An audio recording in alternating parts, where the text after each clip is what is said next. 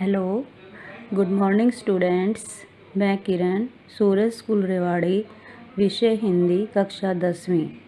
बच्चों, आज मैं आपको अपनी पाठ्य पुस्तक क्षितिज गद्य खंड के पाठ 5 एक कहानी यह भी के अति लघु उत्तरीय प्रश्नों के बारे में बता रही हूँ। ध्यान से सुनिए।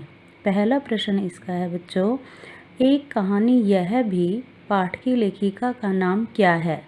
उत्तर मन्नू भंडारी। प्रश्न 2, मन्नू भंडारी का जन्म कब और कहाँ हुआ? उत्तर सन 1931 में मध्य प्रदेश के भानपुरा गांव में। प्रश्न 3, मन्नू भंडारी ने किसके जीवन को वर्णित किया? उत्तर पिता। प्रश्न 5, मन्नू भंडारी ने किस विषय में एमए की परीक्षा पास की थी? उत्तर हिंदी। प्रश्न 5, मन्नू भंडारी को किस रूप में प्रसिद्धि प्राप्त हुई? उत्तर उपन्यासकार के रूप में। प्रश्न 6, मन्नू भंडारी की माध्यमिक शिक्षा राजस्थान के किस शहर में संपन्न हुई? उत्तर अजमेर में। प्रश्न 7, मन्नू भंडारी की रचना आपका बंटी किस विधा के अंतर्गत आती है? उत्तर उपन्यास। प्रश्न 8, मन्नू भंडारी की पसंदीदा प्राध्यापिका का नाम क्या था? उत्तर शीला अग्रवाल। प्रश्न 9, लेखिका के पति कौन थे?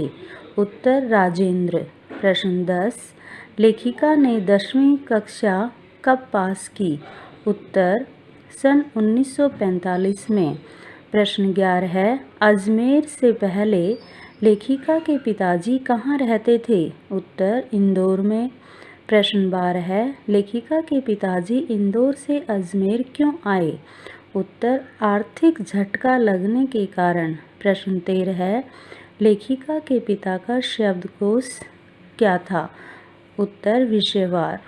प्रश्न 14 है, उस मनोवैज्ञानिक तत्व का नाम लिखें जिसके बीच मन्नू भंडारी के पिता जीते थे। उत्तर अंतर्विरोध। प्रश्न 15 है, लेखिका महानगरों में किसकी कमी को महसूस करती है? उत्तर पड़ोस संस्कृति। प्रश्न 16 है, लेखिका ने अपने पिता के शक्की स्वभाव का क्या कारण बताया? उत्तर अपनों द्वारा विश्वासघात। प्रश्न 17 है, लेखिका मन्नू भंडारी के मन में कौन सी हीन भावना ग्रंथि बन गई? उत्तर काले रंग का होना। प्रश्न 18, लेखिका के पिताजी अजमेर के कौन से मोहल्ले में रहते थे? उत्तर ब्रह्मपुरी। प्रश्न 19, लेखिका के पिताजी की सबसे बड़ी दुर्बलता क्या थी? उत्तर यशलिप्सा। प्रश्न 20, लेखिका के पिताजी की पुस्तकों का साम्राज्य रहता था?